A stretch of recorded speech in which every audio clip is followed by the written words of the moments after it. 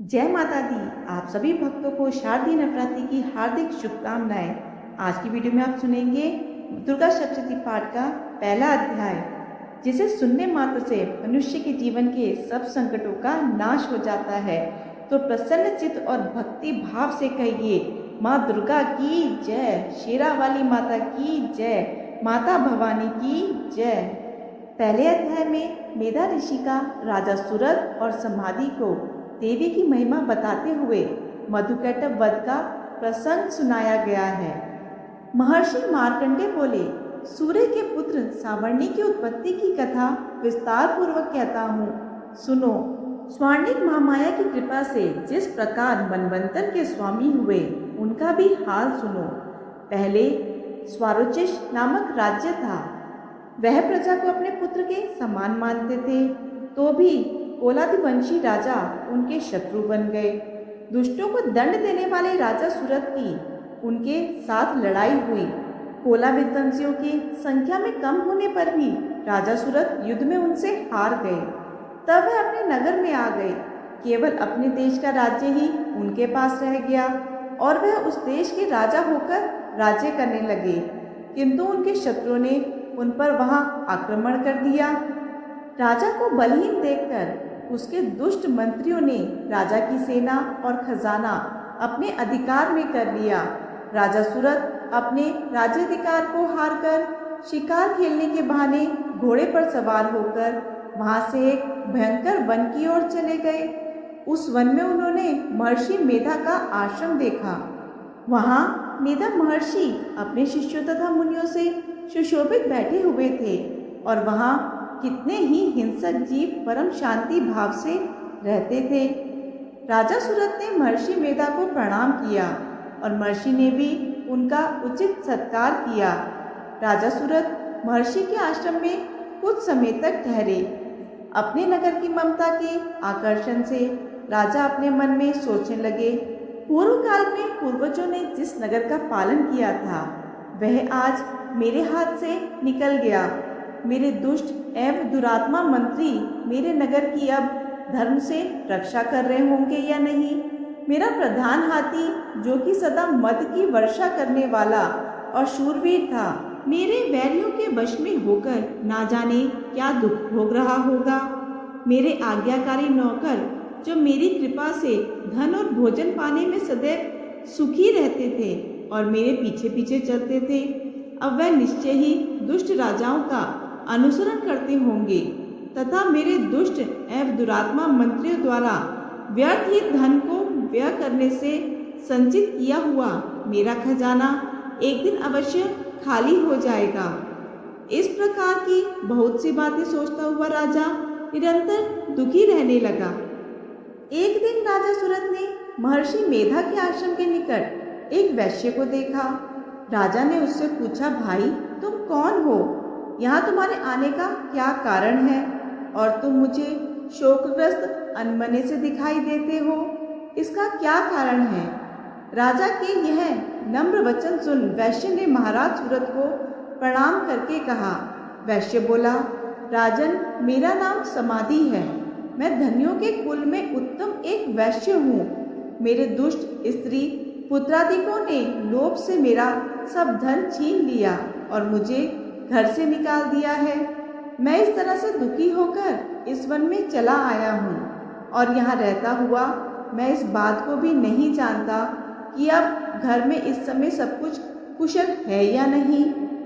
यहाँ मैं अपने परिवार का आचरण संबंधी कोई समाचार भी नहीं पा सकता कि वह घर में इस समय कुशल पूर्वक है या नहीं। मैं अपने पुत्रों के संबंध में यह भी नहीं जानता कि वह सदाचारी हैं या दुराचार में फंसे हुए हैं। जिस धन के लोभी स्त्री पुत्र ने तुम्हें घर से निकाल दिया है, फिर भी तुम्हारा चित्त उनसे प्रेम क्यों करता है? वैश्य ने कहा, मेरे विषय में आपका ऐसा कहना ठीक है, किंतु मेरा मन इतना कठोर नहीं है। यद्यपि उन्होंने धन के लोभ में पड़कर पितृ स्नेह को त्याग कर मुझे घर से निकाल दिया है, तो भी मेरे मन में उनके लिए कठोरता नहीं आती।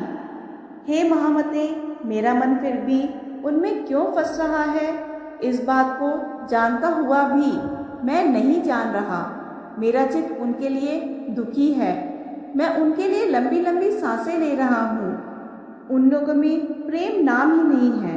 फिर भी ऐसे निस्नेहियों के लिए मेरा हृदय कठोर नहीं होता। महर्षि मार्कंडेय जी ने कहा, हे ब्राह्मण, इसके पश्चात महाराज सुरथ और वह वैश्य दोनों महर्षि मेधा के समीप गए और उनके साथ यथा योग्य न्याय संभाषण करके दोनों ने वार्ता आरंभ की। राजा बोले, हे भगवान, मैं आपसे एक बात पूछना चाहता हूँ, सो आप कृपा करके मुझे बताइए। मेरा मन अधीन नहीं है, इससे मैं बहुत दुखी हूँ। राज्य धनाधिक की चिंता अभी तक मुझ में बनी हुई है और मेरी यह ममता अज्ञानियों की तरह बढ़ती ही जा रही है। और यह समाधि नामक वैश्य भी अपने घर से अपमानित होकर आया है। इसके स्वजनों ने भी इसे त्याग दिया है। स्वजनों से त्यागा हुआ भी यह उनसे हार्दिक प्रेम रखता है। इस तरह हम दोनों ही दुखी हैं। हे महाभाग, उन लोगों के अवगुणों को देखकर भी हम दोनों के मन में उनके लिए ममता जनित आकर्षण उत्पन्न हो रहा है। हमारे ज्ञान रहते हुए भी ऐसा क्यों है? अज्ञानी मनुष्यों की तरह हम दोनों में यह मूर्खता क्यों है? महर्षि मेधा ने कहा, विषम मार्ग का ज्ञान सब जंतुओं को है। सबों के लिए विषय पृथक पृथक होते हैं। कुछ प्राणी दिन में नहीं देखते हैं और कुछ रात को, परंतु कई जीव ऐसे हैं जो दिन तथा रात दोनों में देख सकते हैं। यह सत्य है कि मनुष्यों में ज्ञान प्रधान है, किंतु केवल मनुष्य ही ज्ञानी नहीं होता। पशु पक्षी आदि भी ज्ञान रखते हैं। जैसे यह पशु पक्षी ज्ञानी है, वैसे ही मनुष्यों का ज्ञान है, और जो ज्ञान मनुष्य में वैसे ही पशु पक्षियों में है तथा अन्य बातें भी दोनों में एक जैसी पाई जाती हैं। ज्ञान होने पर भी इन पक्षियों की ओर देखो कि अपने भूख से पीड़ित बच्चों की चोंच में कितने प्रेम से अन्न के दाने डालते हैं। हे राजन, ऐसा ही प्रेम मनुष्य में अपनी संतान के प्रति भी पाया जाता है। लोभ के कारण अपने उपकार का बदला पाने के लिए मनुष्य पुत्रों की इच्छा करते हैं और इस प्रकार मोह के गड्ढे में गिरा करते हैं। भगवान श्री हरि जो माया है, उसी से यह सारा संसार मोहित हो रहा है। इसमें आश्चर्य की कोई बात नहीं है, क्योंकि यह भगवान विष्णु की योग निद्रा है। यह माया ही तो है जिसके कारण संसार मोह में जकड़ा हुआ है। यही महामाया भगवती देवी ज्ञानियों के चित्त को बलपूर्वक खींचकर मोह में डाल देती है और उसी के द्वारा संपूर्ण जगत की उत्पत्ति होती है। यही भगवती देवी प्रसन्न होकर मनुष्यों को मुक्ति प्रदान करती है। यही संसार के बंधन का कारण है तथा संपूर्ण ईश्वरों की भी स्वामिनी है। महाराज सुरथ ने पूछा, भगवान, वह देवी कौन सी है जिसको आप महामाया कहते हैं? हे ब्राह्मण, वह कैसे उत्पन्न हुई और उसका कार्य क्या है? उसके चरित्र कौन कौन से हैं? प्रभु, उसका जैसा प्रभाव हो, जैसा स्वरूप हो, वह सभी कृपा कर कर मुझसे कहिए। मैं आपसे सुनना चाहता हूँ। महर्षि मेधा बोले, राजन, वह देवी तो नित्य स्वरूपा है। उसके द्वारा यह संसार रचा गया है।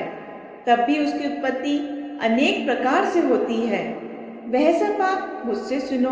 वह देवताओं का कार्य सिद्ध करने के लिए प्रकट होती है। उस समय वह उत्पन्न हुई कहलाती है। संसार को जलमय करके जब भगवान विष्णु योग निद्रा का आश्रय लेकर शेषशैया पर सो रहे थे, तब मधुकैटभ नाम के दो असुर उनके कानों के मैल से प्रकट हुए और वह श्री ब्रह्मा जी को मारने के लिए तैयार हो गए। श्री ब्रह्मा जी ने जब उन दोनों को अपनी ओर आते देखा और यह भी देखा कि भगवान विष्णु योग निद्रा का आश्रय लेकर सो रहे हैं, तो वह उस समय श्री भगवान को जगाने के लिए उनके नेत्रों में निवास करने वाली योग निद्रा की स्तुति करने लगे।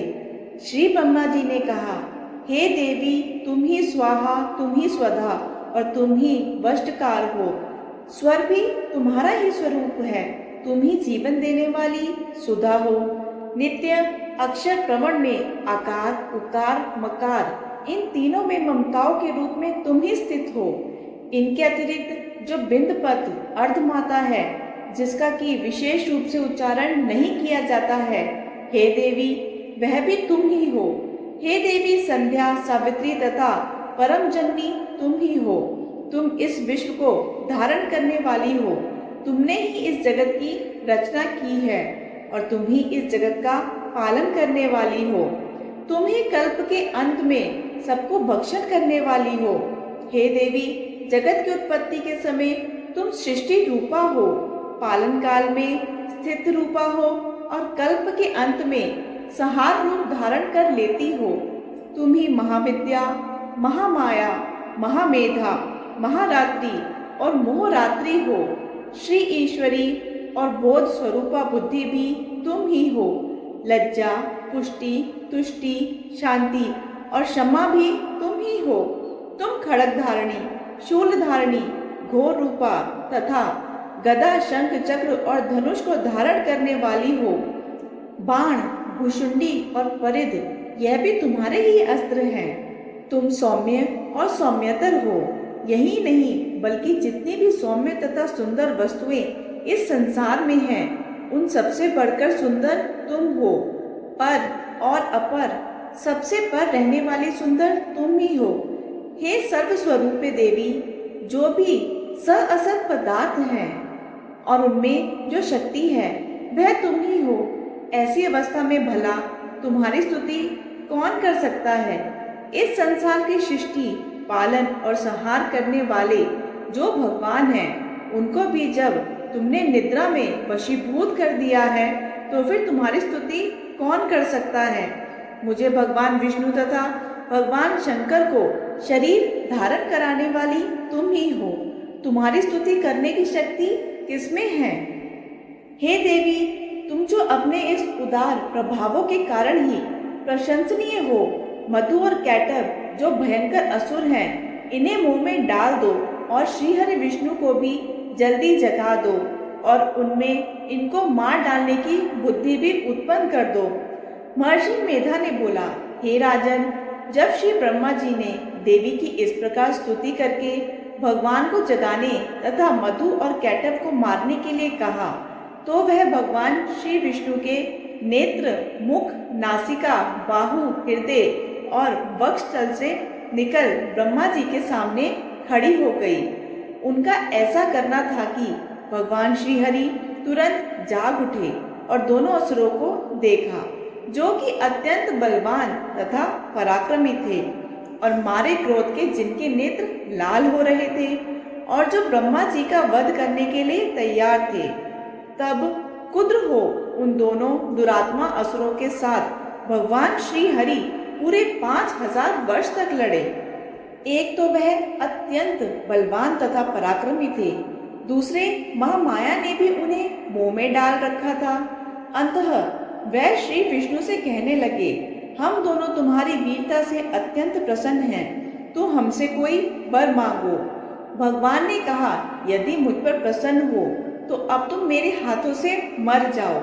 बस इतना सा ही वर मैं तुमसे मांगता हूँ। यहाँ दूसरे वर से क्या प्रयोजन है? महर्षि मेधा बोले, इस तरह से जब वह धोखे में आ गए और अपने चारों ओर जल ही जल देखा, तो भगवान श्री हरि से कहने लगे, जहाँ पर जल ना हो, सूखी जमीन हो, उसी जगह हमारा वध कीजिए। महर्षि मेधा कहते हैं, तथा अस्तु कहकर भगवान श्री हरि ने उन दोनों को अपनी जांघ पर लिटाकर उन दोनों के सिर काट डाले। इस तरह से यह देवी श्री ब्रह्मा जी की स्तुति करने पर प्रकट हुई थी। अब तुमसे उनके प्रभाव का वर्णन करता हूँ, सो सुनो। श्री दुर्गा स्तुति प्रथम अध्याय संपूर्ण। सभी भक्तजन मिलकर बोले, जय माता दी, शेरा वाली माता की जय, माँ भवानी की जय। माता रानी की कृपा से आपकी हर मनोकामना पूर्ण हो, आपका जीवन सुख समृद्धि शांति से भरपूर हो। आशा है आपको वीडियो पसंद आई होगी। वीडियो पसंद आई हो तो वीडियो को लाइक ज़रूर कीजिएगा। आपका एक लाइक मेरे लिए बहुत ही महत्वपूर्ण होता है। हमारे चैनल पर रोज श्री दुर्गा सप्तशती पाठ के अध्याय और माता की कथाएं भी अपलोड की जाएंगी। आप उनका श्रवण भी जरूर कीजिएगा। धन्यवाद।